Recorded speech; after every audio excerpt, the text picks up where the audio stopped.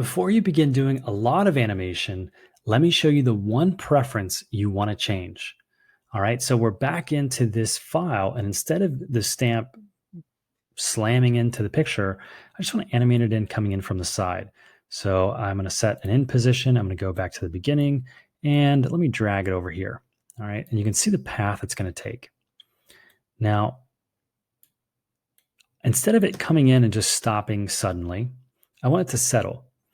And so I wanted to overshoot the end position by a little bit. So I'm going to go back here to create a new end position. So we have two of the same end positions, but I want to go to this one, the first one, and have it go a little past the end position. So it kind of goes past and then settles back. All right. Now watch what happens to this path of motion here when I just barely move the X value. See how now the path of motion gets shot way out here. So in between these two end keyframes, it's interpolating very far. So to visualize what's happening, let me just drag this keyframe down. So it's creating a Bezier handle, kind of like it does with the masks path. So you can see this little pink dot right here. As soon as I click that and drag it, you can see I can affect the path of motion of this. But once you get close to this, it gets kind of hard and you're affecting the other side. So there's a couple ways to address this. You can hold down Alt and then just have it basically be right on top of the keyframe. And that would do it. Then I could go however far I want now and it's no problem.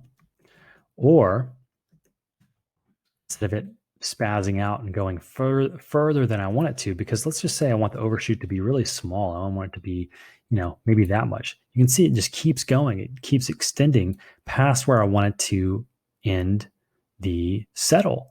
So that's a major problem. What's happening is it's creating an auto Bezier, and that's the default preference in After Effects. So I could also go to keyframe interpolation. And for spatial interpolation, I can change that to linear. I hit OK, and now you can see it fixes that issue. Now to do this in preferences, we just need to go to Edit, Preferences, General. And we need to check this on right here, Default Spatial Interpolation to Linear. Let's check that on. Hit OK. Now, because this project began and these layers were created with that off, all these keyframes are going to have that spatial interpolation. So we would need to go through individually and change the keyframe interpolation of these back to linear. But if we were to create a new solid,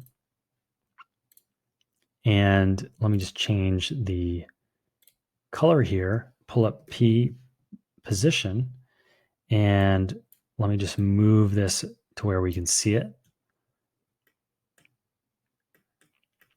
And do the same kind of idea. We just make another keyframe here. Whoops.